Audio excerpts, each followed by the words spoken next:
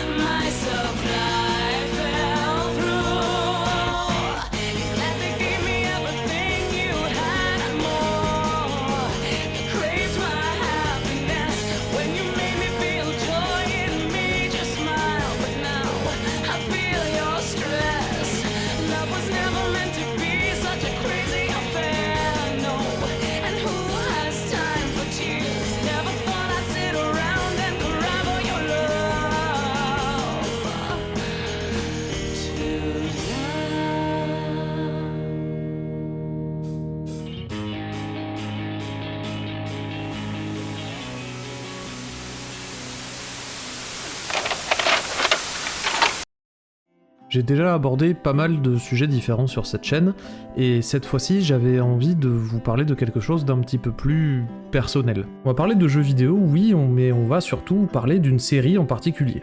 Cette fois j'ai envie d'aller gratter un peu, d'aller gratter quelque chose qui est enfoui.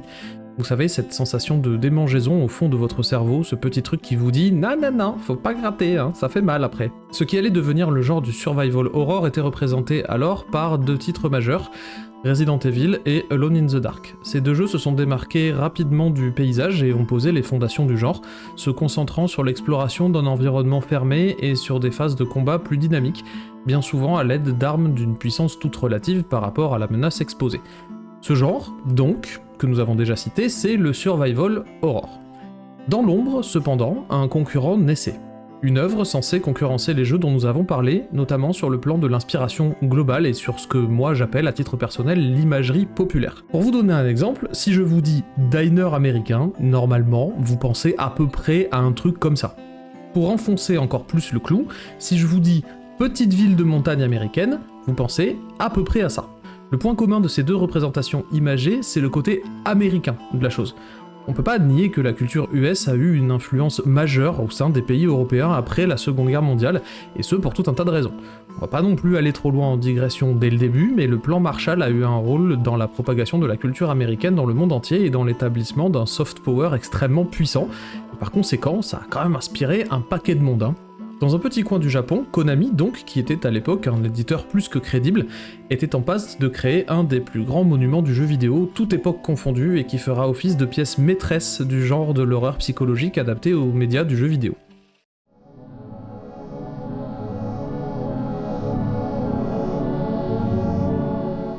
Le survival horror est un genre vidéoludique qui met l'accent sur la survie du joueur face à des situations angoissantes, souvent, voire exclusivement dans des environnements oppressants, peuplés de menaces mortelles. La recette idéale de ce type de jeu inclut un gameplay précis et exigeant, quoique, une caméra fixe et une gestion stricte des munitions et des différents objets de soins, ainsi qu'une ambiance sonore effrayante.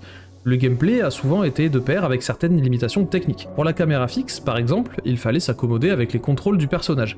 La question c'était comment gérer les déplacements d'un joueur dans l'espace si la caméra n'est pas mobile, et surtout comment on fait pour qu'il s'y retrouve correctement. La solution était de mettre les contrôles du point de vue du personnage, et non pas du point de vue de la caméra, c'est quand même très important comme différence. Ainsi, peu importe l'angle adopté par la dite caméra, pour notre personnage, la gauche restait la gauche, et la droite restait la droite. Il fallait toujours s'imaginer voir au travers des yeux du héros pour se diriger correctement, et en termes d'immersion, c'est quand même assez fou. Le survival horror trouve ses fondations dans les années 80 avec des titres comme Haunted House, sorti en 1982, ou Sweet Home, sorti en 1989 sur NES, qui combine exploration, puzzle et atmosphère angoissante.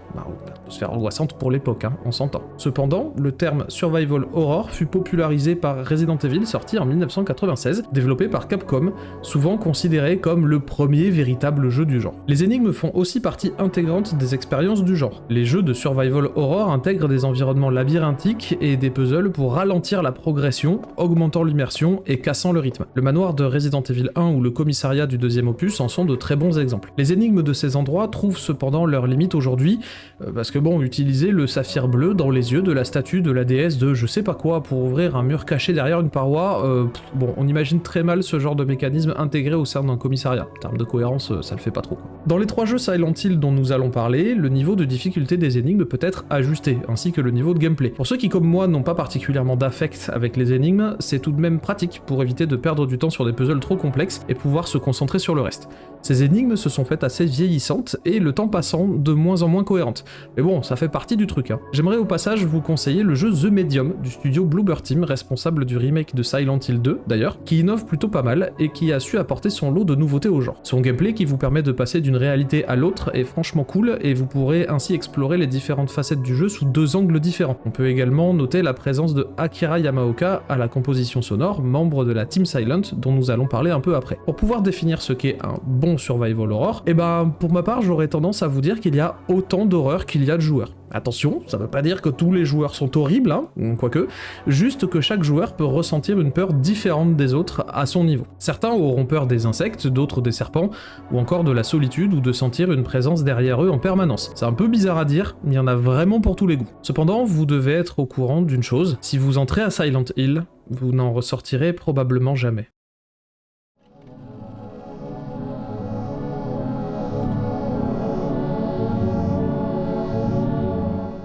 Le développement du premier Silent Hill a débuté au mois de septembre 1996 au sein de Konami Computer Entertainment Tokyo avec la formation de l'équipe désormais connue sous le nom de la Team Silent. Cette équipe était composée de Keiichiro Toyama, game director du premier Silent Hill, de Akira Yamaoka, compositeur des musiques et sound designer, et de Takayoshi Sato, character designer sur les 2 premiers épisodes. Si vous voulez en savoir plus sur l'équipe et sur la création de la licence en elle-même, je vous invite à aller voir la description de cette vidéo ou à cliquer sur le lien qui s'affiche en haut à droite de votre écran. Un reportage édifiant sur la Silent Team vous y attend, si vous comprenez bien l'anglais. Le but ici, c'est pas de faire une rétrospective complète de la saga, hein, loin de là. Pour ça, je vous laisse vous diriger vers le travail excellent de Sky Marbot avec sa vidéo rétrospective sur Silent Hill, qui est ma foi d'une très très haute qualité. On va plutôt essayer d'aller chercher le sous-texte traumatique abordé par les différents épisodes. Le sujet sera certes un peu plus tendu qu'une simple analyse des jeux, mais il faut bien comprendre que chaque épisode a été soigneusement travaillé pour que ce qui se cache en dessous soit bien plus significatif que ce qui est vu au-dessus. L'objectif initial de Konami était de créer un jeu capable de concurrencer des titres comme Resident Evil en visant particulièrement le marché américain avec une ambiance inspirée d'Hollywood. L'exploration révélera donc dès le départ un aspect visuel de la ville de Silent Hill typiquement américain, ou en tout cas fortement influencé par la culture populaire. Cependant, les développeurs ont choisi de s'éloigner de cette directive pour se concentrer sur une expérience plus émotionnelle et psychologique. Ils ont ainsi privilégié une atmosphère oppressante et une narration très forte, visant à toucher profondément les joueurs. Là où Resident Evil a préféré une narration simple et plus directe, on est à la limite de la série Z hein, quand même, Silent Hill vise quelque chose de plus sombre et de beaucoup plus intime. Les limitations techniques de la PlayStation ont également influencé le développement. Par exemple, l'utilisation intensive du brouillard et de l'obscurité permettait de masquer les restrictions graphiques tout en renforçant l'ambiance mystérieuse et inquiétante du jeu. Le lieu commun du « si on n'y voit rien, eh ben c'est pas moche », était plus que valable. Le brouillard recouvrant la ville de Silent Hill fait que les joueurs se sentent perdus la plupart du temps. Le repérage dans l'espace est complexe et on a vraiment du mal à anticiper les dangers qui nous guettent à chaque coin de rue. Une hyper-vigilance permanente est instaurée et l'impression persistante que quelque chose, quelque part, se cache. Un stress constant nous envahit et provoque des peurs irrationnelles. La façon dont concevoir le jeu prévoyait de se servir véritablement des limitations techniques de ce qui allait devenir son support, la PlayStation. Petit aparté pour vous dire à quel point j'aime cette console, j'ai découvert des bangers absolus là-dessus, et même si j'ai pas été hyper tendre avec et que j'ai fini par la casser, j'ai quand même voulu en racheter une il y a quelques années. Pour la nostalgie, pour avoir à nouveau cette grosse boîte grise dans mon bureau. Ah là là, que voulez-vous, la nostalgie est un sentiment puissant.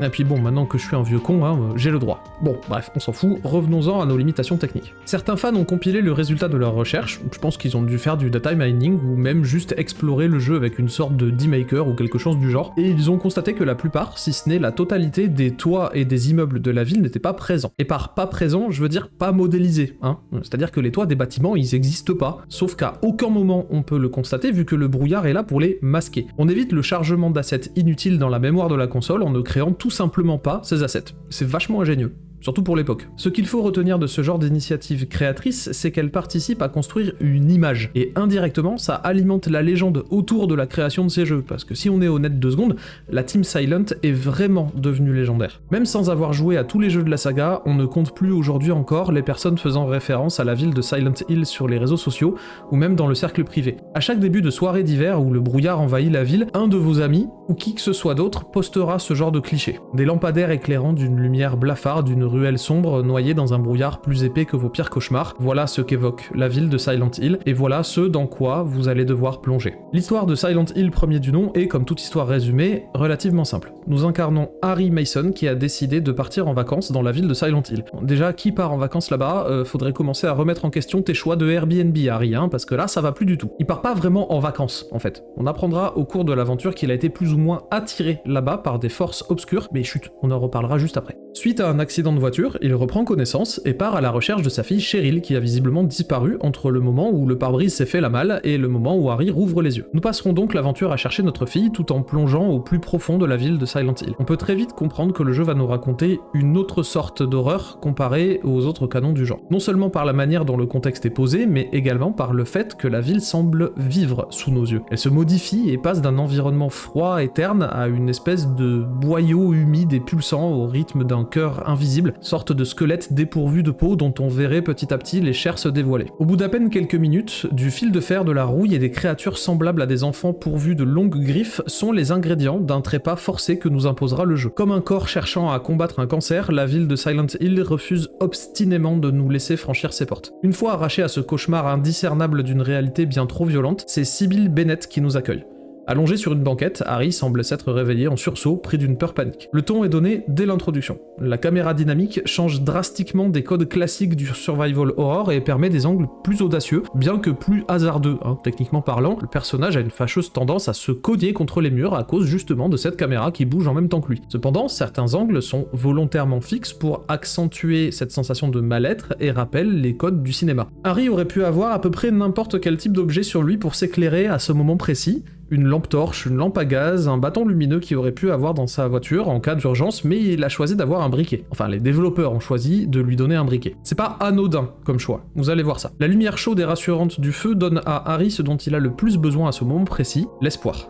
Au milieu des ténèbres, de la souffrance et du traumatisme à venir, s'allume toujours une petite lumière instable mais persistante. Celle de la lumière de la psyché humaine qui essaie, malgré toutes les horreurs dont elle peut être témoin, de se relever et de faire un pas de plus. Retenez bien cet élément, c'est le feu qui nous donne l'espoir de retrouver notre fille, c'est lui qui va nous guider. On retrouve également tout au long de la saga ce concept d'environnement familier et pourtant souillé, vicié par on ne sait quelle horreur. On peut imaginer que si le héros de l'histoire ne s'aventurait pas à Silent Hill, elle resterait certainement brumeuse et froide, comme endormie dans une neutralité absolue. Tiens d'ailleurs, en parlant d'environnement familier perverti, il faut quand même souligner le fait que Silent Hill n'est pas une seule ville à proprement parler. En effet, elle possède 3 niveaux de réalité, si on peut dire ça comme ça. Le premier, le monde normal, dans lequel Harry arrive avant son accident. Le monde brumeux, ensuite, qui n'affecte que ceux qui ont quelque chose à régler, en fait, et qui est une sorte de frontière entre la réalité et le cauchemar. Et enfin, le monde du cauchemar, qui est la manifestation personnifiée du traumatisme et des souffrances de... vous verrez bien. La transition entre ces 3 niveaux de réalité se fait par le biais d'une sirène d'alerte. Ce type de sirène est utilisé pour signaler les dangers imminents qui risqueraient de détruire ou d'endommager une grande partie, voire la totalité, d'une ville ou d'une population. Dans l'inconscient collectif, entendre ce genre de sirène est synonyme de mise à l'abri immédiate. Mais si on veut associer ce son au contexte purement vidéoludique qui nous est présenté, alors tout devient clair. Les sirènes d'alerte sont les mêmes, ou en tout cas quasi les mêmes, que les sirènes de véhicules de secours qui arrivent lorsque des incendies se produisent. Un des personnages du jeu ayant été grièvement brûlé puis transporté à l'hôpital de la ville, alors ça devient tout de suite beaucoup plus sensé. C'est pour ça que le briquet de Harry est important. Le symbolisme du feu va nous suivre longtemps, jusque dans le deuxième jeu de la licence. Tout au long du jeu, Harry s'aventurera le long des tentacules qui constituent les différentes rues de la ville. Avec lui, nous pourrons parcourir différents environnements et leurs versions alterné. En gros, on va avoir la première version d'un lieu comme l'école ou l'hôpital, et on visitera ensuite sa vision modifiée par la perversion du traumatisme. Le côté tentaculaire de la ville de Silent Hill est pour moi une représentation de la psychologie de notre protagoniste, et surtout de la façon dont il va essayer de s'en sortir. C'est laborieux, et on fait beaucoup d'allers-retours. On est régulièrement confronté à des portes fermées à clé, et les clés pour ouvrir ces portes, on les trouve pas. C'est fermé, c'est tout.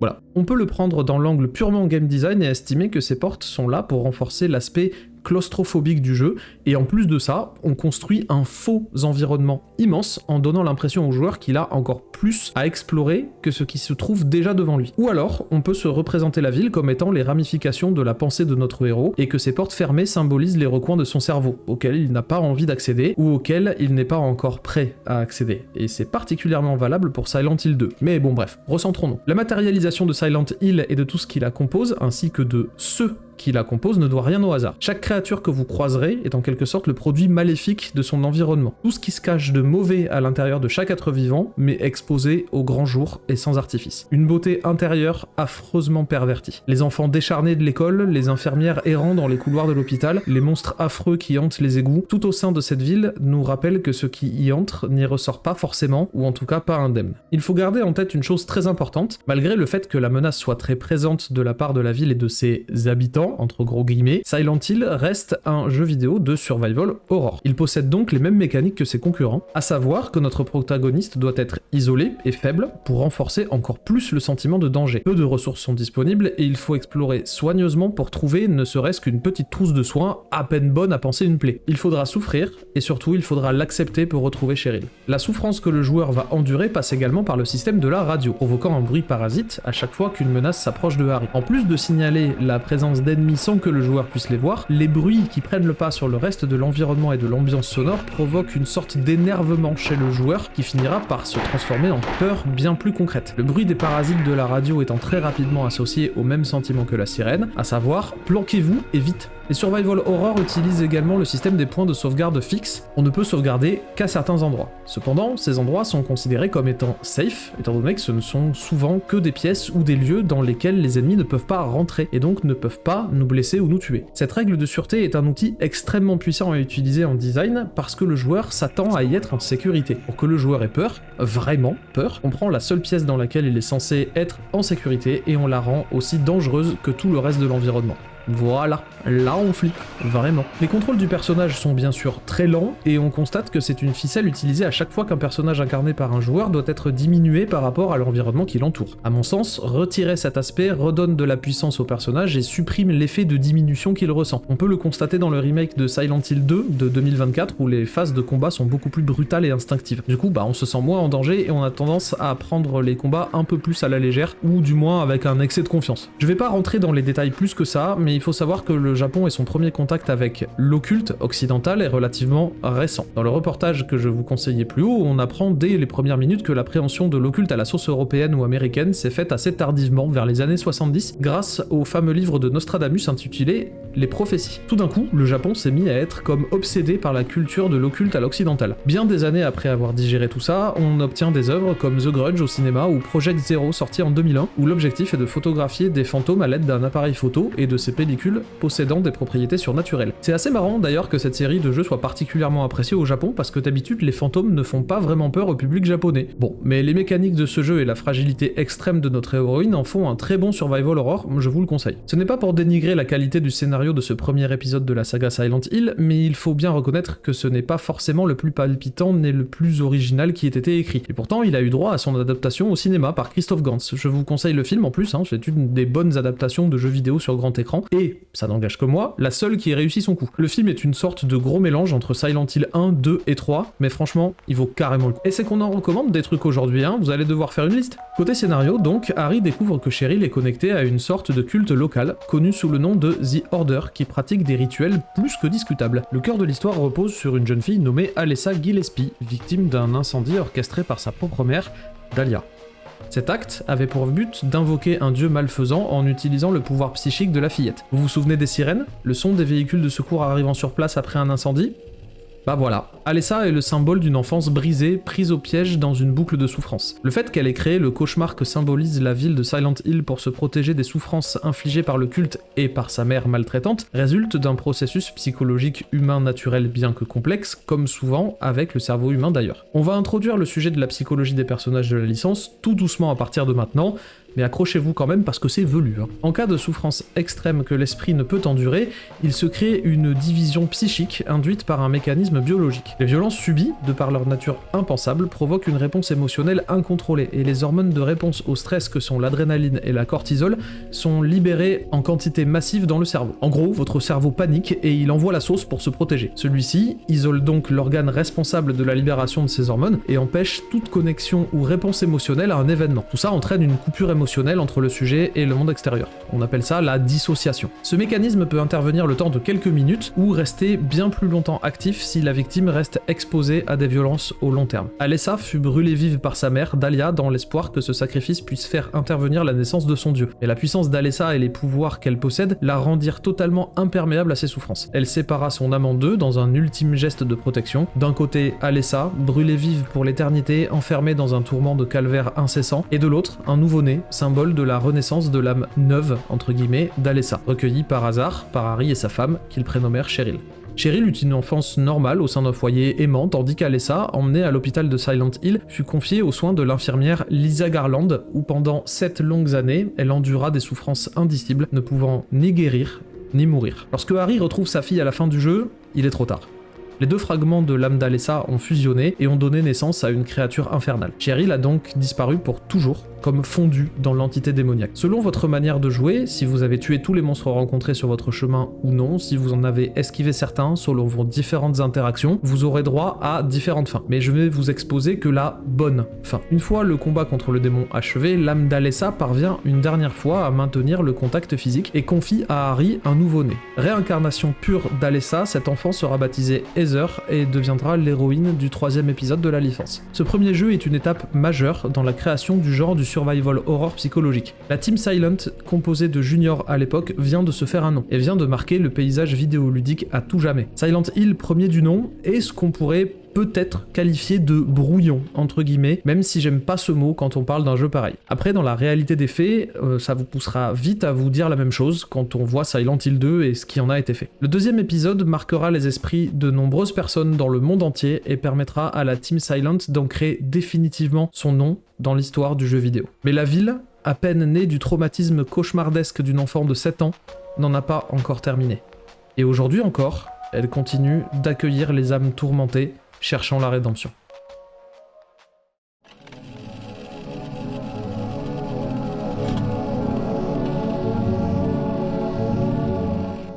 On va s'attaquer à mon épisode préféré de la licence, et ce sera donc la partie la plus longue. Je sais pas vraiment par où commencer tant le jeu est dense, on va beaucoup parler psychologie dans cette partie, parce qu'il y a énormément de choses à dire, et je vais essayer de prendre un petit peu le sujet à la légère et pas mal de pincettes, parce que cet épisode est vraiment très difficile à traiter. Vu que beaucoup de choses ont été dites sur le sujet, je vais juste apporter ma pierre à un édifice déjà bien solide, et mon point de vue personnel sur la question. C'est un jeu que j'ai adoré, et j'avais vraiment envie d'en parler. C'est la seule et unique raison pour laquelle je fais cette vidéo d'ailleurs, parce que j'avais vraiment envie de vous en parler. Silent Hill 2 est souvent considéré comme une œuvre maîtresse du jeu vidéo. Le protagoniste James Sunderland reçoit une lettre de sa défunte épouse Mary, l'invitant à le retrouver dans la ville de Silent Hill, dans leur endroit spécial à eux. Le jeu est un voyage introspectif où James affronte ses démons et la réalité de ses actions passées. Petit point game design intéressant, la lettre en question que James reçoit et qui déclenche un petit peu tout ce bordel, elle n'existe pas vraiment. En effet, si vous la regardez au fur et à mesure de votre progression, les mots s'effacent petit à petit jusqu'à devenir à peine perceptibles, et pour finir, la lettre disparaît purement et simplement de votre inventaire. inventaire. Au contraire du premier épisode où Alessa est le sujet des traumatismes et où la ville de Silent Hill symbolise le cauchemar dans lequel le joueur est invité, en quelque sorte, cette fois-ci c'est bien James,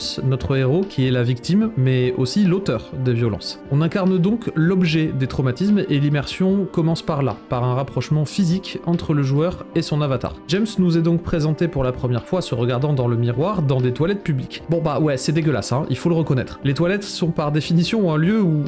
je suis en train de me marrer en disant ça, mais je sais pas trop comment le dire autrement, alors allons-y, où on évacue quelque chose. En l'occurrence, où James devra évacuer ses propres traumatismes. Pas littéralement, hein. Enfin en tout cas pas dans le milieu, enfin bref, vous m'avez compris. Il aurait pu se réveiller n'importe où, mais non, c'est là que la Team Silent a choisi de nous le présenter. Pour remettre un peu les choses dans le contexte, faut vous dire que lorsque je jouais à Silent Hill 2, j'étais gamin. Si, vraiment, hein, le jeu est sorti en 2001 sur PlayStation 2, je devais avoir quoi, 14, 15 ans, un truc comme ça. Et à l'époque, je comprenais pas la totalité de ce que le jeu voulait m'apprendre. J'avais compris qu'il respectait à peu près les codes de ce genre-là, du survival horror, mais niveau sous-texte, j'étais vraiment loin d'avoir tout pigé. Il a fallu que j'y rejoue à un âge plus avancé pour me rendre compte de tout ça, et beaucoup de gens ont dû être dans mon cas. Je sais très bien que ça ne correspondra pas forcément à tout le monde, mais c'est quelque chose qu'il faut absolument vivre au moins une fois. J'exagère à peine, hein. Si vous n'avez pas encore joué à Silent Hill 2, alors coupez cette vidéo immédiatement et lancez-le. En plus, il a eu droit à son remake, alors si le côté rétro vous rebute, vous pouvez quand même y jouer en version améliorée. Je le conseille pas vraiment, on en parlera un petit peu après, mais il est quand même pas trop mal. Une partie de l'expérience de Silent Hill 2 provient de son level design. Même si en termes de gameplay ou de maniabilité il ne révolutionne absolument rien, il choisit de reprendre les codes de son prédécesseur qui fonctionnait déjà plutôt pas mal. En sortant des toilettes, on récupère la carte de Silent Hill posée dans la voiture et on commence l'exploration. En parlant de la carte d'ailleurs, celle-ci va s'annoter au fur et à mesure des découvertes de James et donc du joueur. La sensation d'exploration est pleinement présente, d'autant plus que les annotations adoptent une écriture manuscrite et ça renforce encore plus l'immersion. On commence l'exploration en intérieur en commençant par le parking, puis un chemin embrumé dans une forêt. On peut noter une première grosse différence avec les classiques de l'horreur, il fait jour. D'habitude, le genre horrifique se base plutôt sur notre peur du noir pour faire surgir des trucs flippants, mais bon, là, pas du tout. Tout au long du chemin, on entend des bruits autour de nous, et comme dans le premier épisode, les caméras adoptent des angles suffisamment anxiogènes pour que rien que le fait de marcher soit effrayant. Mais aucun screamer, aucun jumpscare, rien.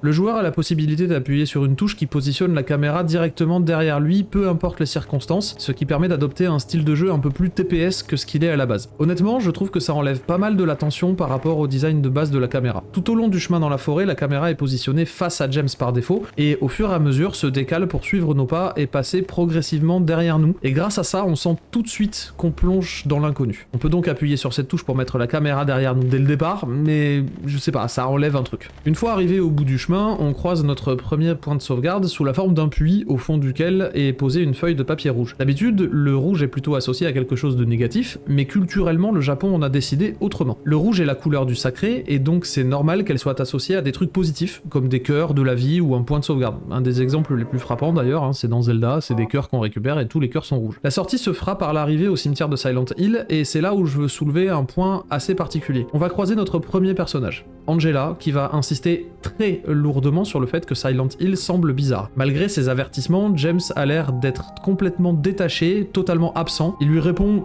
en gros « je m'en fous si c'est dangereux » et il ne s'étonnera pas non plus de voir des créatures monstrueuses un peu partout, il va juste les considérer comme étant des ennemis à tuer. Et c'est tout. Ouais, c'est tout. Alors je veux bien que James soit ultra motivé par la recherche de sa femme décédée, hein, y a aucun problème avec ça, mais t'es sûr que t'as aucune question, James? Sérieux? T'es dans un déni complet là mon pote, hein? James sera amené à croiser toute une galerie de personnages au passé plus ou moins reluisant. Chacun d'entre eux possède une très bonne raison d'être présent à Silent Hill tout comme lui, et chaque rencontre sera un prétexte pour aborder un thème bien précis, très joyeux et très festif évidemment. J'ai quelques scrupules à aborder les thématiques les plus marquantes, parce que ça va spoiler grave, déjà, mais d'un autre côté, je veux vous donner la pleine conscience de ce que signifie ce jeu. Et ça passe forcément par la psychologie des personnages et vous spoiler l'intégralité du scénario. On va aborder les thèmes de Eddie Dombrowski en premier, celui d'Angela Orozco ensuite, et on terminera par James. Ce sont les trois personnages principaux du jeu, et je le répète encore une fois, allez faire le jeu avant de regarder la suite, parce que ça va spoiler sévère. Voilà, ça y est? Vous êtes encore là? Fallait pas, allez faire le jeu, vous êtes toujours là? Ah, vous êtes têtu quand même, hein. Bon allez, on y va. Eddie Dombrowski donc est un personnage que James croisera pour la première fois dans un environnement qui nous est familier. Dans des toilettes, en train de gerber. Ah ça commence bien. On retrouve le symbolisme des lieux dans l'évacuation du traumatisme, et on devine plus ou moins que Eddie est traumatisé par l'image dégoûtante et sale qu'il a l'impression de renvoyer malgré lui au monde extérieur. On le voit vomir la première fois, puis manger lors de la deuxième rencontre qui se déroule au bowling accompagné de la petite Laura, et enfin la troisième rencontre se déroule dans une boucherie où Eddie sera entouré de cadavres d'animaux. À chaque lieu où Eddie apparaît, la thématique de la nourriture est présente. Cependant, on comprend vite que même si le poids de Eddie a causé son traumatisme, sa façon à lui de le vivre a été de dire « Si tout le monde se moque de moi, alors je les tuerai tous ». The same once you're dead. And a corpse can't laugh. From now on, if anyone makes fun of me, I'll kill them. Just like that.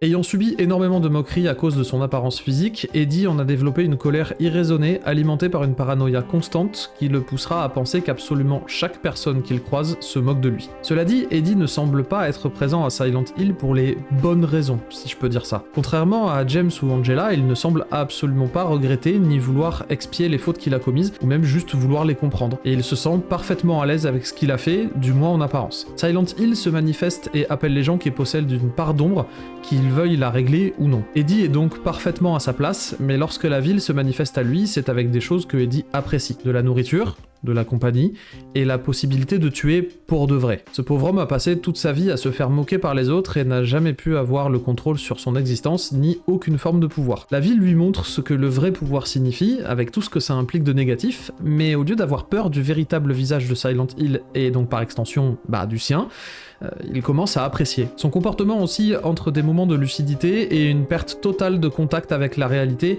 surtout lorsqu'il justifie ses actes violents. On peut rapprocher Eddie des cas les plus graves de harcèlement scolaire entraînant des troubles dépressifs graves, ainsi que des troubles de stress post-traumatique complexes. La différence entre les troubles du stress post-traumatique et ceux dits complexes, c'est que ces derniers surviennent à la suite de répétitions d'événements. Le parcours d'Eddie peut être mis en parallèle avec l'effet Lucifer, décrit par Philippe Zimbardo en 1971, où des circonstances sociales et personnelles négatives transforment une personne ordinaire en auteur d'actes moralement répréhensibles. Eddie, une victime de harcèlement, finit par devenir un bourreau, justifiant ses actes violents comme des réponses nécessaires à une société qui l'a rejeté. Le fait que sa seule compagnie visible soit la petite Laura n'est pas un choix hasardeux non plus. Il rapproche encore une fois Eddie d'un stade psychologique bloqué sur son enfance, moment où les traumatismes ont pris place. Dans cette expérience célèbre menée par ce fameux Zimbardo, donc, nommée l'expérience de la prison de Stanford, des individus soumis à des rôles oppressifs ou humiliants finissent par adopter des comportements extrêmes, renforçant l'idée que des traumatismes prolongés peuvent altérer profondément le comportement. Bien qu'Eddie n'ait pas subi un cadre expérimental au sein d'une prison comme celui de l'expérience, son environnement de harcèlement constant joue un rôle similaire, créant un cercle vicieux d'humiliation et de colère. Alors on va faire une petite pause quand même, on a l'habitude des petites pauses sur cette chaîne. Durant mes recherches, je me suis aperçu que beaucoup de scientifiques mettaient en doute la méthodologie de Zimbardo et surtout son interventionnisme constant au sein de son expérience. Pour qu'une expérience fonctionne correctement, l'observateur scientifique ne doit pas intervenir au risque d'influer sur les résultats. Sauf que ce cher monsieur était tout le temps en train d'intervenir pour cadrer les gardiens de la prison, par exemple, pour suggérer des idées, des plannings, des routines précises, et parfois même des idées de torture. Bon, en gros, le gars était un peu la main invisible du truc, et pas mal de ses collègues ont eu leur mot à dire dessus. Vous en faites ce que vous voulez, mais dans tous les cas, l'expérience a donné des résultats, et de mon humble avis, cette expérience, ou du moins le principe de celle-ci, a aidé les développeurs à façonner le personnage d'Eddie. Ou si ça se trouve pas du tout, et je raconte n'importe quoi, mais ça, on le saura jamais. Psychologiquement parlant, les sujets atteints de ces troubles auraient pu les éviter s'ils avaient été pris en charge dès les premières manifestations de rejet, d'isolement ou de harcèlement. Signaux qui se manifestent d'ailleurs dans la période où la victime est la plus vulnérable, à savoir l'enfance. Dans la réalité des faits, tout ça est malheureusement ignoré et le plus souvent passé sous silence. Eddie mourra, abattu par James, dans la chambre froide de fin du jeu, avant d'avoir pu prendre conscience de ses traumatismes et d'avoir pu les régler. Je sais pas vous, mais j'ai été un peu triste de devoir tuer Eddie. C'est pas le gars le plus sympa, mais son seul tort aura été de ne pas avoir eu les armes pour faire face à ses traumatismes. Après ce sujet absolument léger et joyeux, je vous propose d'aborder le cas de Angela Orozco. Vous pensiez sûrement qu'on était dans le dur du sujet et que ça pouvait pas être plus obscur et plus horrible. Eh ben non. Alors plongeons tous ensemble joyeusement dans le fossé rempli de misère et de violence que constitue la vie d'Angela. Putain que j'ai hâte. Bon, alors écoutez, je vais faire un truc que je fais pas d'habitude, je vais vous avertir. Les prochains sujets abordés vont être en relation avec les abus qu'a subi Angela dans son enfance, et par abus j'entends... Bon, je vais le biper, mais vous avez parfaitement compris qu'on va parler de vie. Et c'est à ce moment-là que ma vidéo se fait shadowban par YouTube. Voilà, si vous êtes particulièrement sensible à ce genre de sujet, je vous conseille de zapper les prochaines minutes. L'histoire d'Angela est sans doute la plus tragique et la plus malsaine de toutes celles dont vous aurez connaissance tout au long de l'aventure. Elle porte un prénom qui qualifie directement l'innocence dont elle fait preuve, ainsi que sa tenue très prude qui cache l'entièreté de son corps. Son prénom vient à la base de la série The Net avec Sandra Bullock, mais surtout de la consonance religieuse qu'il représente.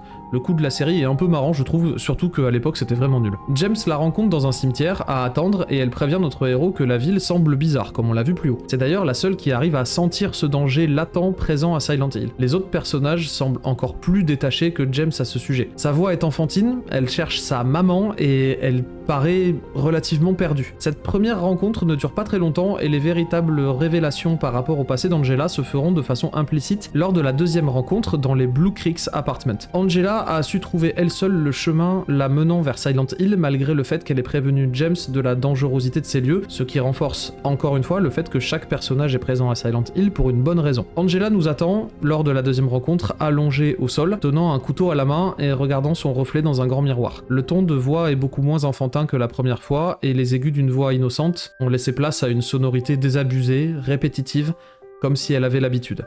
Le dialogue qui s'ensuit entre les deux protagonistes nous en apprend plus sur les pulsions suicidaires d'Angela, et le fait qu'elle pense qu'elle et James sont identiques. Elle prononce la phrase « You're the same as me. It's easier just to run.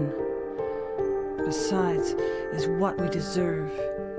No, I'm not like you. » Le joueur comprend logiquement qu'Angela et James fuient quelque chose, mais on ne sait pas encore trop quoi, que ce soit pour l'une ou pour l'autre. Leur échange se conclut lorsque James propose à Angela de garder le couteau qu'elle tient entre les mains, car celle-ci a peur de le garder, ne sachant pas trop ce qu'elle pourrait faire en sa possession, même si on devine très facilement ce qu'elle pourrait faire de cet objet. La réaction d'Angela lorsque James tend la main pour prendre l'objet est extrêmement claire et évocatrice. Une peur sourde, lancinante, suivie d'un réflexe de défense et de protection. Elle pointe l'arme sur James et s'accuse d'avoir été méchante pour s'enfuir immédiatement après. La personnalité d'Angela, au même titre que celle d'Eddie, est morcelée, brisée en deux parties. Une qui cherche sa maman, enfantine, dans un endroit qu'elle ne connaît pas, et une autre, plus adulte, habituée à souffrir, qui s'est résignée.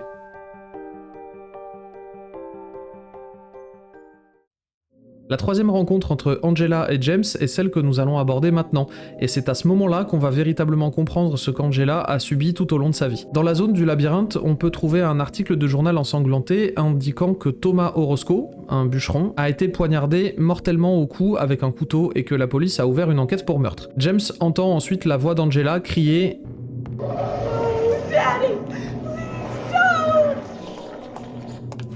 derrière une pièce recouverte de journaux symbolisant peut-être le fait qu'Angela est forcée de se souvenir du meurtre de son père, ainsi que son éventuelle inquiétude face à l'attention médiatique qui pourrait en découler. Après ça reste que ma théorie, j'en sais absolument rien, les journaux partout pourraient être aussi juste Angela qui se souvient en boucle du meurtre, tout simplement. Dans cette pièce se déroule l'histoire d'Angela, où celle-ci affronte un monstre appelé Abstract Daddy, une représentation directe des abus perpétrés par son père. Le design de cette créature évoquant un lit et des formes humanoïdes enchevêtrées reflète les expériences traumatiques d'Angela. Je vous parle même pas des murs dans lesquels sont creusés des trous avec des choses horribles qui y entrent et en sortent en rythme. Sans déconner, si ça vous fout pas des frissons d'horreur, alors vous êtes pas humain. Petite note, ces murs et ces appendices ont été supprimés du remake au profit d'une navigation au travers de plusieurs salles qui se dégradent au fur et à mesure. Je me demande encore pourquoi, même si je comprends à peu près là où ils ont voulu en venir avec le fait que la mentalité d'Angela se dégrade petit à petit où on traverse les salles. Bon, ça, encore une fois, c'est que ma théorie. Ouais, bon, en fait, ça a pas vraiment été supprimé, vous avez pu le voir dans l'extrait que je viens de vous passer.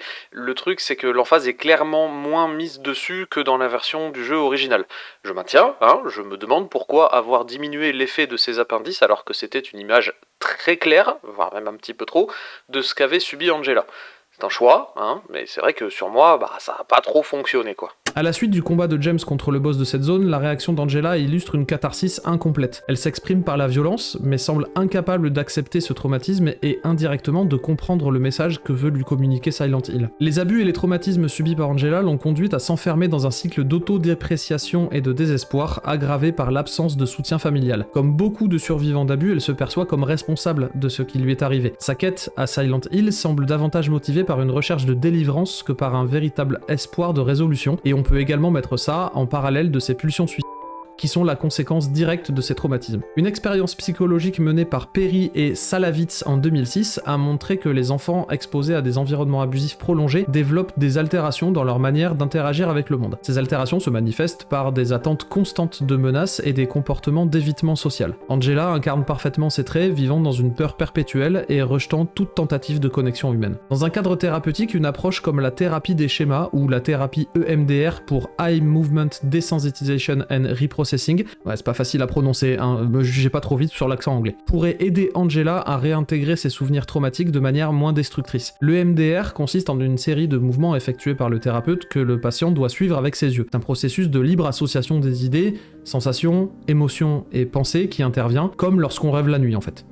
Entre chaque série de stimulations, le patient dit ce qui lui vient spontanément à l'esprit. Le praticien continue les mouvements jusqu'à ce que le souvenir ne génère plus de perturbations chez le patient. En gros, le but, c'est d'associer les mouvements effectués et le suivi oculaire aux souvenirs traumatiques, mais comme tout ça est fait de façon totalement consciente, le patient peut se réapproprier ce qu'il ressent. Globalement, les revivre en pleine conscience et ainsi les accepter, ou au moins accepter de vivre avec. Pour la troisième et dernière rencontre entre Angela et James, elle se fera dans un escalier au sein du Lakeview Hotel, où elle se tiendra entre deux tableaux représentant deux corps masculins décharnés. On peut y voir la représentation de son père et de son frère et de ce qu'ils lui ont fait subir. La conclusion tragique de l'histoire d'Angela peut être résumée au dernier échange qu'elle et James auront dans cet escalier. Maybe then I can rest. Mama, why are you running away?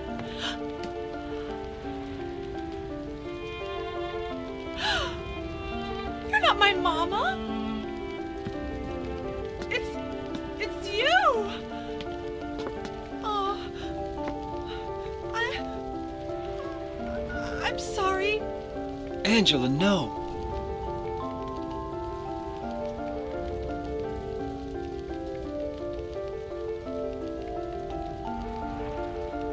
Thank you for saving me. But I wish you hadn't. Even Mama said it. I deserved what happened. No, Angela. That's wrong.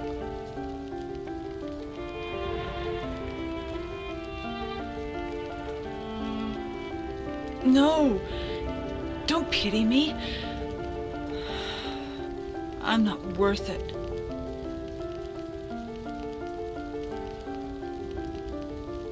Or maybe you think you can save me.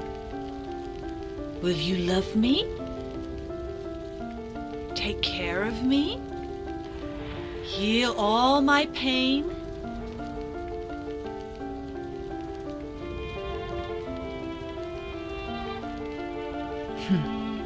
That's what I thought.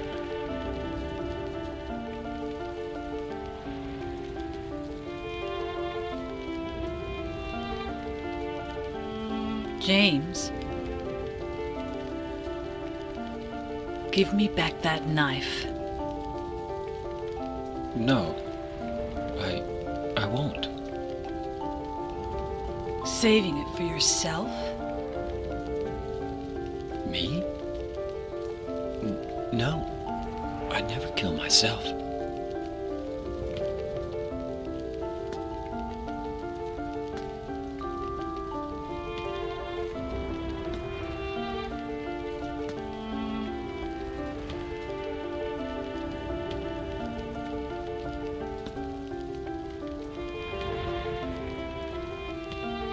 It's hot as hell in here. You see it too? For me, it's always like this.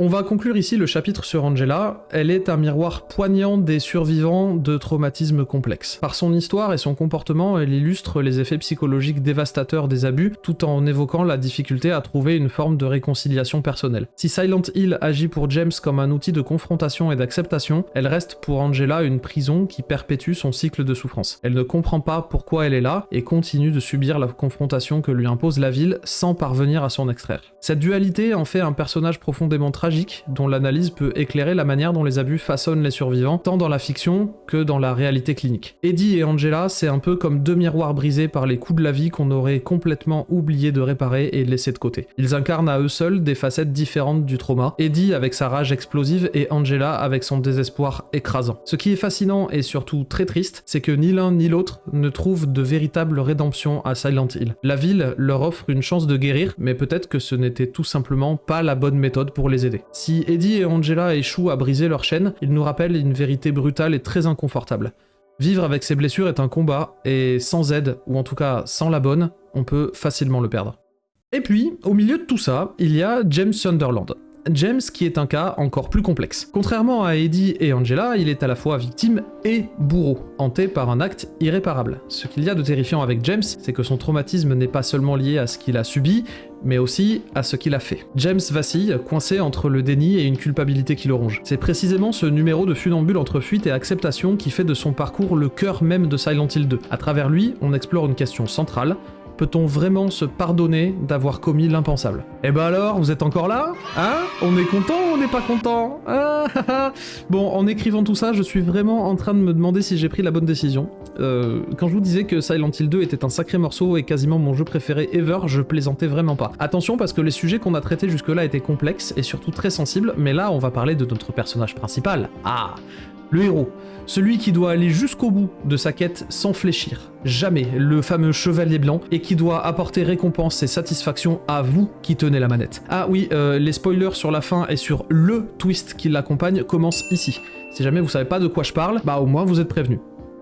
Non mais si vous savez vraiment pas de quoi je parle, arrêtez tout et faites ce jeu. Mais qu'est-ce que vous foutez encore là? Je vous l'ai déjà dit, sans déconner, arrêtez, barrez-vous.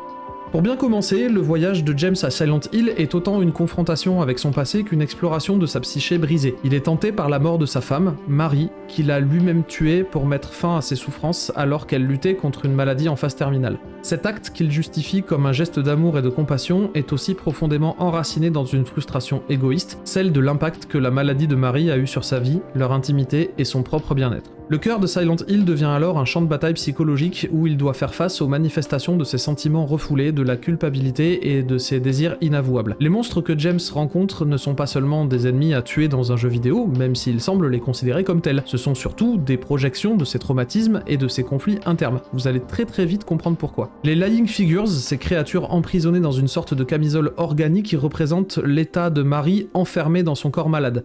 C'est d'ailleurs le premier monstre qu'on rencontre en arrivant à Silent Hill. Dans le remake, les développeurs ont pris la décision de ne pas déclencher la rencontre au moment où James arrive en ville, littéralement. Je ne comprends pas trop pourquoi cette décision, vu que le symbolisme de ce monstre est véritablement une introduction au traumatisme de James. Il prend toutefois tout son sens lors d'une nouvelle partie après avoir fini le jeu pour la première fois, une fois qu'on a tout compris. Le symbolisme des Lying Figures semble avoir deux significations. La première est qu'il représente Marie dans ses derniers stades de la maladie, et la façon dont elle se sentait horrible et monstrueuse. Cela est en partie confirmé par ce qu'elle dit à James dans la conversation du couloir vers la fin du jeu.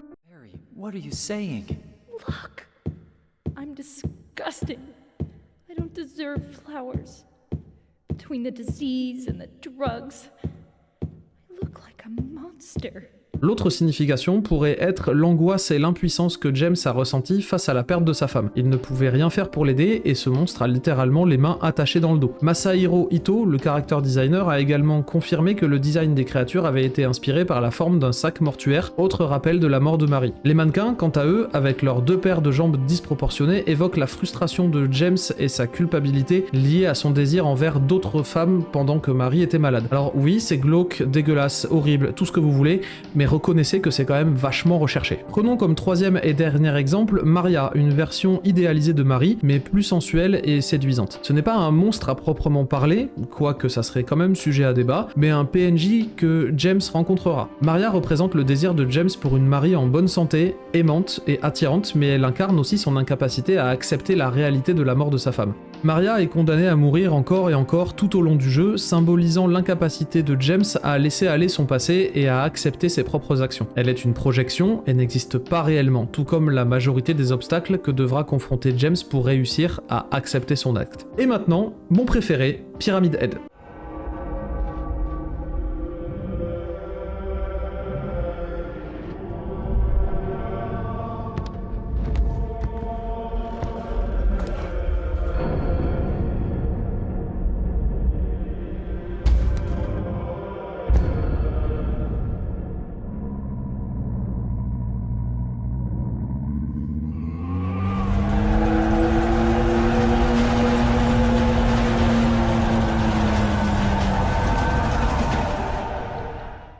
une figure récurrente qui poursuivra James tout au long du jeu. Ah là là, Pyramid Head. Les joueurs du monde entier savent ce qu'il représente, et pourtant on peut pas s'empêcher de l'apprécier. Regardez-le, il est pas mignon tout plein avec sa grosse tête là?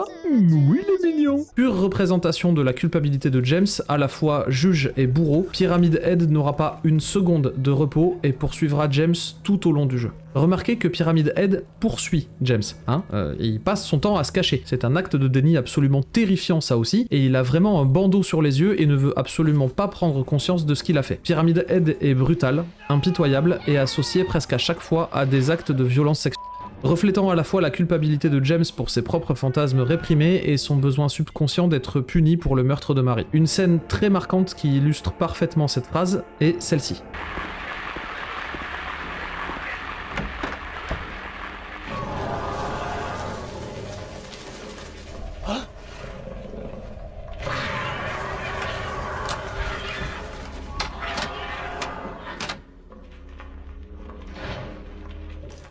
On parlait des mannequins juste avant, et qui sont censés être le symbole du désir de James pour d'autres femmes, alors je vous laisse imaginer ce que Pyramid Head pouvait bien faire avec tout le symbole que ça implique. Un monstre vengeur plein de culpabilité et de douleur qui s'amuse à souiller des représentations d'un désir charnel refoulé. Oh, c'est d'une violence le truc.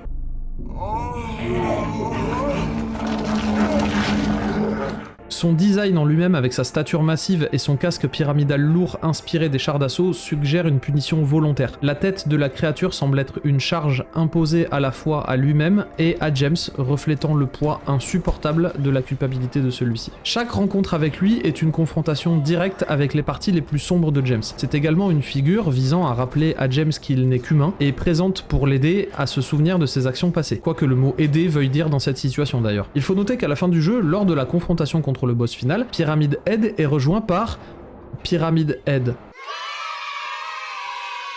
Mais en plus... Non, en fait, c'est le même. Bah, si nos traumatismes commencent à inviter des potes, franchement, on n'est pas rendu. Cette confrontation marque un tournant. James réalise que Pyramid Head n'est pas une entité extérieure, mais une projection de son propre esprit. Et c'est à ce moment-là qu'il accepte son traumatisme. En tuant les deux Pyramid Head par cette seule pensée et en brisant l'illusion, il symbolise le désir de se libérer du poids de sa culpabilité représenté par le premier Pyramid Head et de cesser de se punir. Ça, c'est pour le second. Cet acte représente un pas vers l'acceptation de soi, bien que cette rédemption dépende de la fin que le joueur atteint. Dans tous les cas, les deux Pyramid Head se suicident quand James comprend ce qu'il a fait. Ce qui rend le parcours de James si pertinent, c'est qu'il rappelle les principes de la thérapie par exposition, où l'idée est de désensibiliser le patient à son traumatisme, tout en le poussant à recontextualiser ses expériences pour qu'il puisse les digérer plus facilement, en quelque sorte. Dans cette approche, les patients sont graduellement confrontés à leurs peurs ou à leurs souvenirs traumatiques, non pas pour les éviter, mais pour les réintégrer dans une narration personnelle plus saine. Silent Hill agit de manière similaire. La ville force James à revisiter les éléments les plus douloureux et honteux de sa vie. Chaque monstre, chaque lieu et chaque rencontre sont des stimuli qui le confrontent à ce qu'il essaie désespérément d'enterrer. Par exemple, l'hôtel, où il a tué sa propre femme Mary, est une confrontation directe avec l'élément déclencheur de son traumatisme. Cependant, contrairement à une thérapie structurée où le thérapeute guide le patient vers une réintégration de ses souvenirs, Silent Hill laisse James seul dans ce processus. Et la scène de la VHS est ce qui déclenche la prise de conscience de James, sa grande réalisation.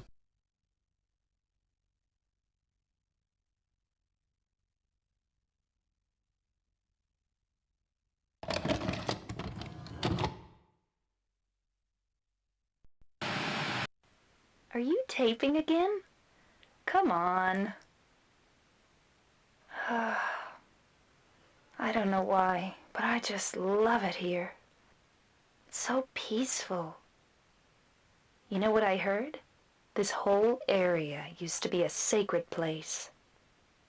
I think I can see why. It's too bad we have to leave. Please promise you'll take me again, James.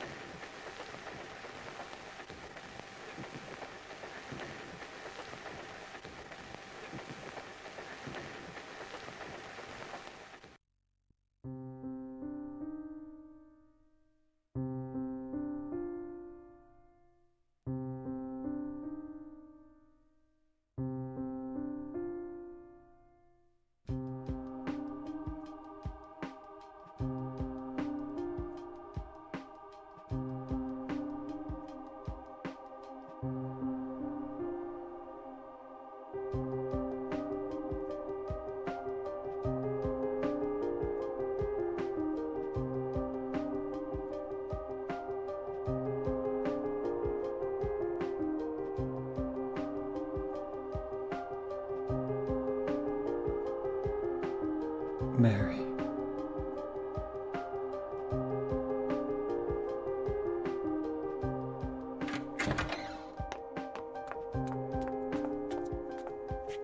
So there you are, James. Did you get the letter? Did you find Mary? If not, let's get going already, okay? Laura.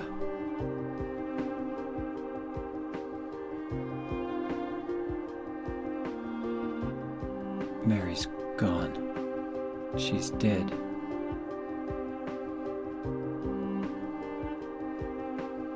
Liar, that's a lie! No, that's not true. She died because she was sick? No, I killed her.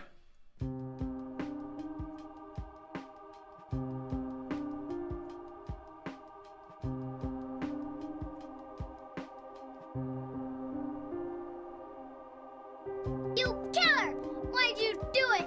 I hate you! I want her back! Give her back to me! I knew it! You didn't care about her! I hate you, James! I hate you! I hate you! I hate you!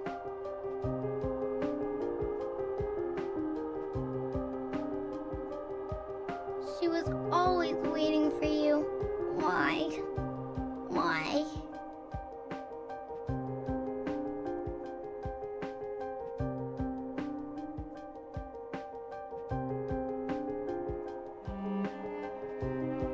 I'm sorry.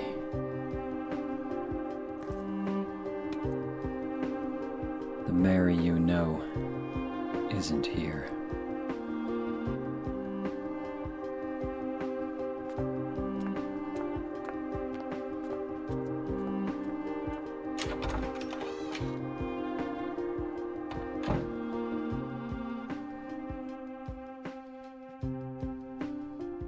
Laura, I'm sorry.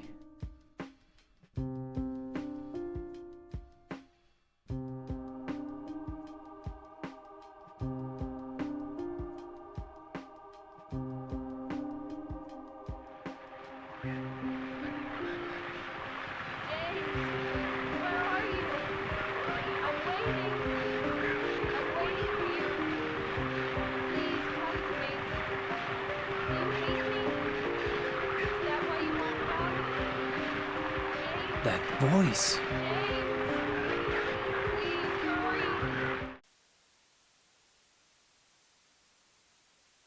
Cette absence de guide conduit à une incertitude sur son issue. James réussira-t-il à accepter la vérité et à se pardonner, ou succombera-t-il à la culpabilité et à la honte? Dans les meilleurs cas, James accepte la réalité de ses actes et choisit de continuer à vivre, tandis que dans les pires, il se laisse submerger par son désespoir et met fin à ses jours. Dans un autre cas, on apprend aussi que c'est en fait un petit chien mignon avec un casque qui joue avec le cerveau de James depuis le début.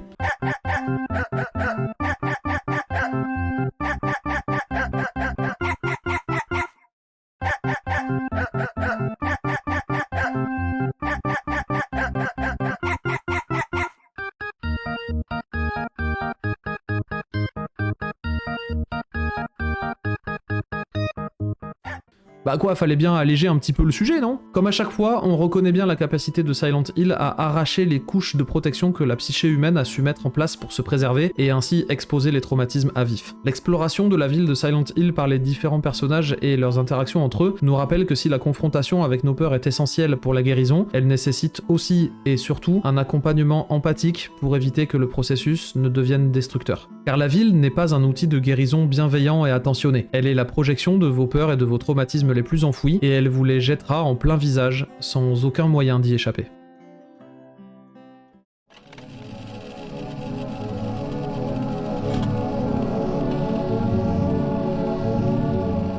Parlons de Silent Hill 2 Remake, juste en passant. Ce chapitre sera assez court, mais il faut quand même l'aborder. Je pense que ce remake n'aurait pas dû voir le jour, et qu'il aurait fallu rester sur l'œuvre originale. Bon, je sais bien que je vais pas me faire que des potes en disant ça, hein. Vous me direz que l'aspect rétro est impossible à occulter, que les contrôles ont mal vieilli, que les graphismes sont datés, que la réorchestration des musiques est 10 fois mieux qu'aujourd'hui, etc., etc. Bah, je suis pas d'accord. Voilà, je l'ai dit, sifflez-moi, oui, il est pas gentil. Déjà, on va parler de la caméra. J'ai longuement insisté sur le fait que les caméras fixes, ou au moins le mélange entre fixe et dynamique était un peu un passage obligé des survival horror et participait à renforcer l'immersion avec des intentions narratives. Le gros problème que je trouve dans ce remake, c'est qu'il adopte une caméra épaule en TPS, un peu la même que celle qu'on trouve dans God of War Ragnarok par exemple. Et comme je l'ai mentionné un peu avant, ça enlève complètement le mystère autour de la découverte de l'environnement qui devrait se faire tel que les développeurs l'ont conçu à la base. Alors oui, ça rapproche le joueur de son avatar et ça peut avoir son charme. Sauf que dans le cadre de Silent Hill 2, le charme est justement que la caméra contribue à maintenir une distance entre le joueur et James, au même titre que James veut maintenir son traumatisme à distance. Je vais peut-être un petit peu loin, je le reconnais, et vous pourrez me rétorquer que les angles fixes immuables de Resident Evil ne servent pas à maintenir un quelconque trauma à distance, auquel cas je vous répondrai qu'ils servent l'horreur du titre pour proposer des angles qui vont créer de la surprise et de l'attente chez les joueurs, en se servant aussi de la peur du noir. Et oui, une caméra ça se gère pas au hasard.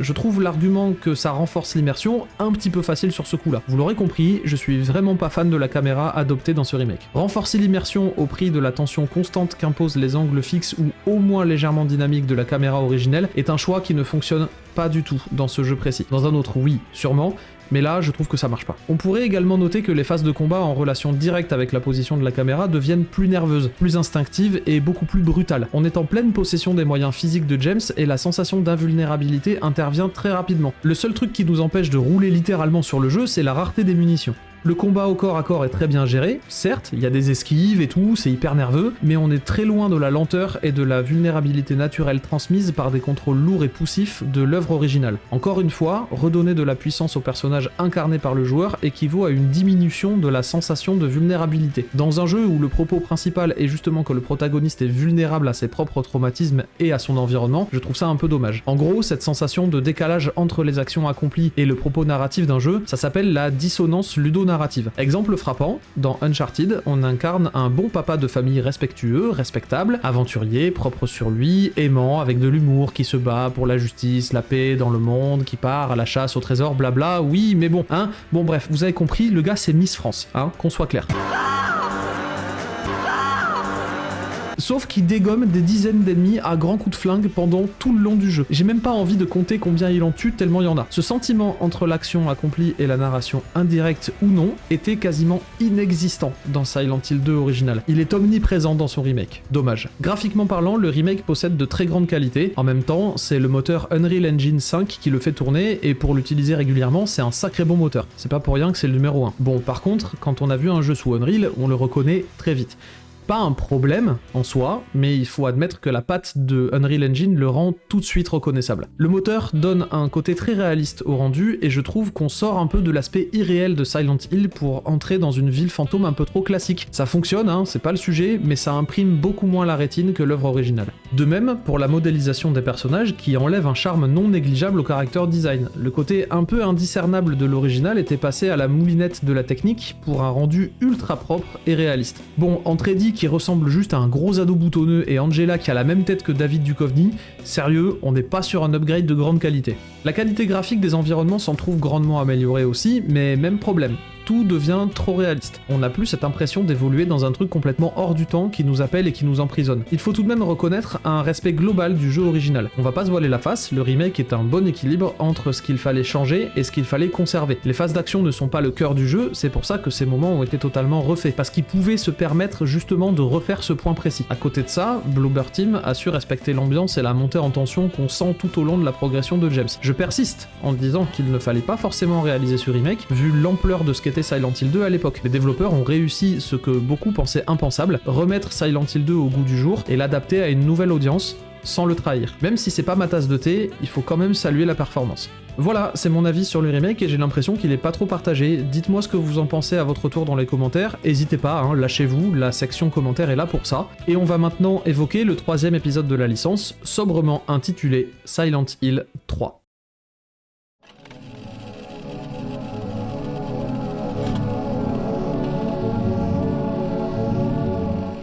Silent Hill 3 est donc la suite directe du premier épisode. Heather Mason est une adolescente qui découvre que sa vie est étroitement liée aux événements du premier jeu. Enfin ça, nous on va le savoir parce qu'on arrive à relier les points entre eux, mais sinon elle se demande juste qu'est-ce que c'est que tout ce bordel finalement. Heather, fille adoptive d'Eri Mason, protagoniste du premier épisode, mène une vie apparemment normale jusqu'à ce qu'elle soit entraînée dans une spirale d'horreur. Elle est poursuivie par Claudia Wolf, une prêtresse du culte de Silent Hill qui la considère comme l'incarnation d'Alessa Gillespie, porteuse du dieu que le culte cherche à faire renaître. Souvenez-vous, c'était la gamine du premier, hein. Le jeu commence dans un centre commercial.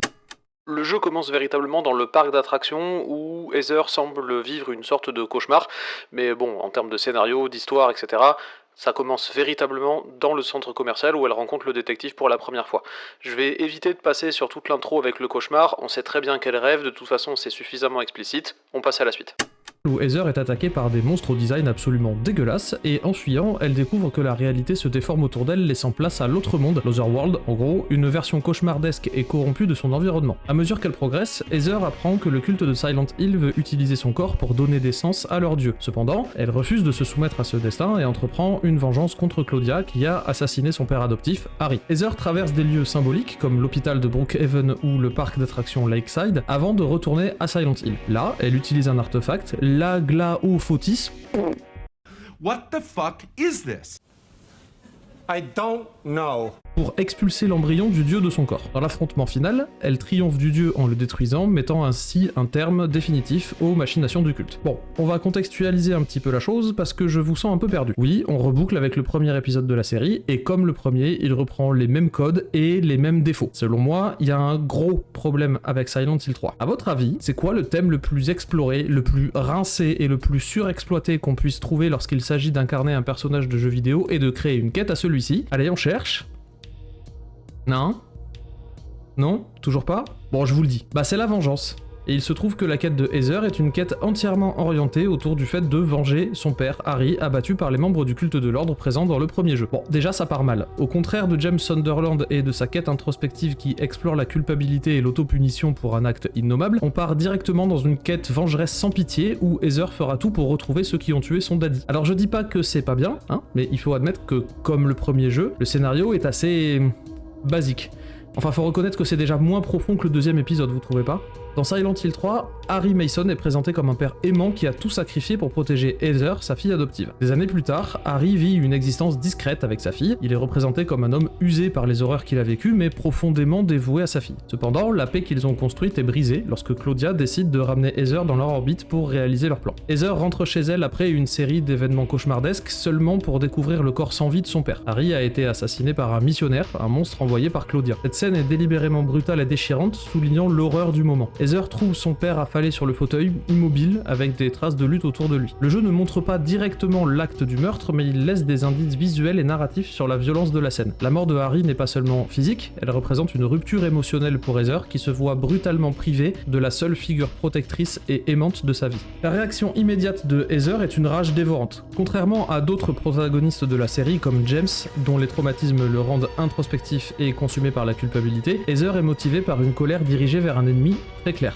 Claudia. Cette colère est un mécanisme de défense lui permettant de transformer sa douleur en action plutôt que de sombrer dans le désespoir. Alors oui, certes, c'est une façon de traiter le personnage, mais c'est quelque chose qu'on a déjà beaucoup trop vu ailleurs. Le trio protagoniste, mort de l'être aimé, pas content, taper très fort,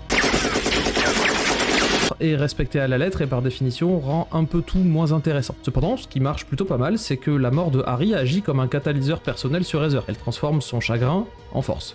C'est un arc narratif où Heather passe de victime à survivante, prenant ainsi le contrôle de son destin. C'est certes assez connu et surtout surutilisé, mais ça fonctionne plutôt bien. Tout comme ses prédécesseurs, le jeu vous propose un ajustement de la difficulté des énigmes et également de son gameplay. Alors autant on n'a pas trop parlé des énigmes jusqu'à maintenant, autant il serait temps d'aller y faire un tour je pense, histoire de détailler un petit peu tout ce qui se passe. Et surtout que vous vous rendiez un peu compte de ce que les énigmes représentent dans les Silent Hill. J'aurais pu vous en parler avant, mais je pense que c'est celle-ci qu'on va aborder car elle est la plus représentative. En parlant d'ajustement, à un niveau de difficulté élevé, les combats deviennent plus intenses et les énigmes exigent des connaissances littéraires ou culturelles. Par exemple, une énigme dans l'hôpital fait référence à des poèmes de Shakespeare, nécessitant une réflexion approfondie pour être résolue. C'est de cette énigme-là dont on va parler. En gros, le contexte de l'énigme, c'est ça. Heather trouve une porte verrouillée dans l'hôpital avec un clavier numérique. Près de la porte, un papier contenant un poème est affiché. À côté, une étagère avec des livres de Shakespeare éparpillés par terre donne un indice sur la résolution. Heather doit replacer dans l'ordre les livres sur l'étagère pour obtenir le code. Chaque livre est numéroté selon un ordre chronologique précis. Par exemple, Hamlet est le numéro 1, Macbeth est le numéro 2, etc. etc. Et cet ordre permet donc de déduire le code numérique pour déverrouiller la porte. Au niveau facile, le poème donne des indices simples pour ordonner les livres.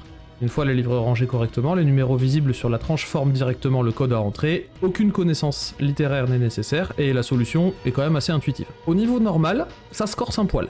Le poème devient plus cryptique, mais il reste possible de déduire l'ordre des livres en se concentrant sur les indices évidents disséminés dans le texte. Heather doit ranger les livres en fonction de leur numéro à nouveau et entrer le code correspondant. Voici un exemple du poème dans ce mode-là, la traduction est à peu près approximative.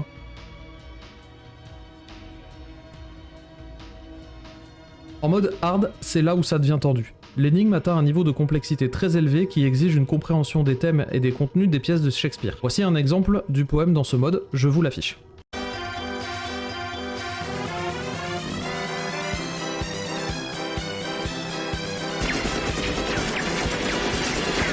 Chaque ligne du poème fait référence à une pièce spécifique de Shakespeare. Une fausse folie, un homme dansant follement fait certainement référence à Hamlet. Jouant avec la mort trouve la vraie mort à la fin fait référence à Roméo et Juliette. Tuant un amant sans nom, elle perça un cœur déchiré par le chagrin fait référence à Othello. Et 3 sorcières ont disparu ainsi fait référence à Macbeth. Et on continue à dérouler. Le joueur doit identifier chaque pièce mentionnée et reconstituer l'ordre des livres en fonction des indices. Une fois les livres placés correctement, les chiffres et les tranches donnent le code. Le code en question étant aléatoire, il est absolument hors de question de trouver une solution sur internet. Et même si vous trouvez un code en cherchant bien sur Reddit, peut vraiment que ce soit pas le bon. À part brute force le truc, non, faut s'y connaître un petit peu quand même. Bon, je vais être honnête, j'ai toujours mis le niveau de difficulté des énigmes en facile. Même là, parfois j'ai du mal. Mais bon, ça c'est entre moi et mon cerveau, hein. En vrai, on s'en fout. Toujours est-il que dans ce cas précis, on se rend compte que l'ajustabilité des niveaux d'énigmes est une feature qui fait grandement plaisir au sein de la licence. Aujourd'hui, on aurait même mis une option pour modifier les énigmes en cours de jeu, histoire de pouvoir adapter son challenge au fur et à mesure. Vous voyez pourquoi je mets en doute la cohérence des énigmes des survival horror dans le temps? C'est quand même sacrément matraqué, non? Bon, maintenant on va faire un petit peu le tour des environnements que Heather devra explorer au cours du jeu. Lorsqu'on explore un petit peu plus la signification de ceux-ci, on en vient vite à la conclusion que tout tourne plus ou moins autour de la notion de sacrifice et d'enfance brisée. Le parc symbolise l'enfance volée de Heather par les événements du premier Silent Hill. En tant que réincarnation d'Alessa, elle porte le poids de ses traumatismes passés malgré elle. Le parc devient un lieu où l'innocence est confrontée à la violence et où l'espoir est écrasé par une réalité bien trop violente pour notre héroïne. L'hôpital Brookhaven, un lieu central dans plusieurs jeux de la série, prend ici une signification encore plus personnelle pour Heather. Les hôpitaux, dans leur fonction, sont supposés être des lieux de soins et de guérison. Pourtant, dans Silent Hill 3, l'hôpital devient un labyrinthe cauchemardesque où la médecine est pervertie et où les soins se transforment en torture. Pour Heather, l'hôpital renvoie directement à son passé en tant qu'Alessa. En tant qu'enfant, Alessa a été victime de violences inimaginables dans un environnement médicalisé, utilisé par le culte pour accomplir leurs desseins. Les infirmières sexualisées et grotesques incarnent une vision déformée des soins médicaux où le confort et la compassion sont remplacés par une froide indifférence et une menace constante. L'hôpital abrite également des énigmes psychologiquement intenses, comme celle impliquant Leonard Wolf qui représente un autre miroir des abus et des croyances toxiques imposées à Heather. On va pas refaire le monde une deuxième fois, mais on peut voir le parcours de Heather comme une deuxième version de la thérapie par exposition, en un peu plus brutal, évidemment. Un peu sur le même modèle que Silent Hill 2, mais en moins recherché. Enfin ça reste mon avis, encore une fois. Toujours est-il que cet épisode m'a laissé une sensation de réchauffé. On sent que le concept est une reprise du premier, et étant une suite directe, il reprend invariablement les mêmes défauts. Et je sais pas ce que vous en pensez, mais renouveler une licence ne la rend pas forcément moins appréciable. Entre Silent Hill 1 et 2, la différence est extrêmement forte, et autant le gameplay n'est pas forcément impacté, autant absolument tout le reste se fait différemment, surtout après un New Game Plus. Silent Hill 3 laisse une impression d'inachevé et surtout de rapidité dans la conception qui me laisse à penser qu'après cet épisode, la licence n'a plus été tout à fait la même. Vous pourrez trouver que j'ai quand même pas mal rushé la conclusion et Silent Hill 3, et pour une très bonne raison, qui est très simple aussi, j'enregistre ça un petit peu après, c'est juste parce que y a pas grand chose à en dire. Un petit peu comme le premier où je vous ai présenté les concepts de la ville, du brouillard, les 3 réalités, etc. etc. Là c'est du survival horror, tout ce qu'il y a de plus classique. On pourrait parler du gameplay qui a un peu évolué du côté action, on pourrait aussi dire qu'à la fin de l'aventure, Heather dispose d'un arsenal digne d'un Resident Evil. Il y a aussi le niveau de lecture qui dit que Silent Hill 3 est un jeu sur l'avortement. On n'abordera pas véritablement le sujet ici, sachant qu'il y a déjà énormément de vidéos qui traitent de ce sujet-là, je vous conseille vivement d'aller les voir. Et puis en plus de ça, on s'est plutôt concentré sur le gameplay et sur l'aspect boucle. Bon, c'est un mélange un petit peu bâtard entre tout ce qui se faisait de plus ou moins bien. Il n'y a pas trop de parti pris par rapport au deuxième ou par rapport même à l'originalité ou la nouveauté du premier. En gros, vous avez compris, j'étais pas vraiment fan du truc. Bref, merci de m'avoir écouté, on passe à la fin. La série Silent Hill est avant tout une exploration psychologique de la condition humaine, de ses failles et de sa résilience. Elle ne présente pas seulement des monstres ou des environnements cauchemardesques, elle nous expose notre peur, nos culpabilités et nos traumatismes en les projetant sous une forme tangible. À travers ses personnages principaux, la série interroge les notions de responsabilité, de pardon et d'acceptation, tout en révélant que ce sont souvent nos luttes internes qui nous consument davantage que les menaces extérieures. Les monstres de Silent Hill, qu'ils soient des créations du culte ou des manifestations psychologiques, ne sont pas que des ennemis. À travers ces représentations, Silent Hill met en évidence une vérité qui nous dérange, à savoir que la véritable horreur ne réside pas dans l'inconnu, mais dans notre propre humanité et notre incapacité à affronter ce qui nous dévore de l'intérieur. Le culte de l'ordre est la clé de voûte narrative des premier et troisième volets. Dans le premier jeu, le culte est une force omniprésente, le catalyseur des événements tragiques vécus par Alessa et sa famille, tandis que dans le troisième, ça reprend un peu cette thématique en concluant l'arc narratif entamé dans le premier. Cependant, Silent Hill 2 s'écarte radicalement de cette ligne directrice en adoptant une approche intimiste et beaucoup plus psychologique. Le culte n'y joue aucun rôle direct. L'enfer de James Sunderland est une création de son propre esprit reflétant la façon dont la ville agit comme un miroir de l'âme. Ce décalage rend Silent Hill 2 unique, mais il pose une question. Pourquoi est-ce que le culte semble avoir été totalement ignoré dans cet épisode? Si vous avez la réponse, je suis preneur. On peut déduire que changer l'histoire d'un épisode à l'autre sur une même licence ne jouerait pas forcément en la défaveur de celle-ci. On a l'exemple avec les Final Fantasy. Cela dit, on garde quand même des structures similaires. Donc, pour moi, la question reste entière. On peut y voir une métaphore d'une boucle inéluctable. Le premier et le troisième jeu traitent d'une lutte cyclique contre des forces extérieures et le culte revenant comme un mal récurrent. Le deuxième épisode, lui, représente une pause introspective, comme si la boucle narrative elle-même s'était arrêtée pour examiner l'individu pris au piège. Mais inévitablement, le cycle reprend, ramenant les joueurs et les personnages au cœur de la lutte entre destin et choix personnels. Ce cycle narratif pourrait être interprété comme une métaphore involontaire d'une boucle existentielle, celle des personnages pris au piège dans la ville, mais aussi des joueurs eux-mêmes. À chaque nouvelle partie, les joueurs reviennent à Silent Hill cherchant des réponses ou une nouvelle expérience, tout en étant consciemment ou non confrontés à leurs propres réflexions. En rejouant ou en explorant les différents jeux de la série, ils recréent un cycle captif d'un univers qui continue de fasciner précisément parce qu'il ne fournit jamais de résolution définitive. En fin de compte, la trilogie Silent Hill explore à la fois les cycles de douleur et de tentatives de libération. Elle met en lumière la manière dont nous sommes souvent bloqués dans des schémas répétitifs tout en laissant entendre que la seule échappatoire est l'acceptation de nos traumatismes et la décision de leur donner une place, plutôt que de les combattre ou de les ignorer. Merci encore pour votre soutien et votre curiosité. Si cette vidéo vous a plu, n'hésitez pas à laisser vos impressions, à partager vos théories ou même vos souvenirs de cette série culte. Surtout, prenez soin de vous, parce que qui sait, un jour, Silent Hill pourrait bien vous appeler à votre tour. You've given me so much, and I haven't been able to return a single thing. That's why I want you to live for yourself now. Do what's best for you, James. James, you made me happy.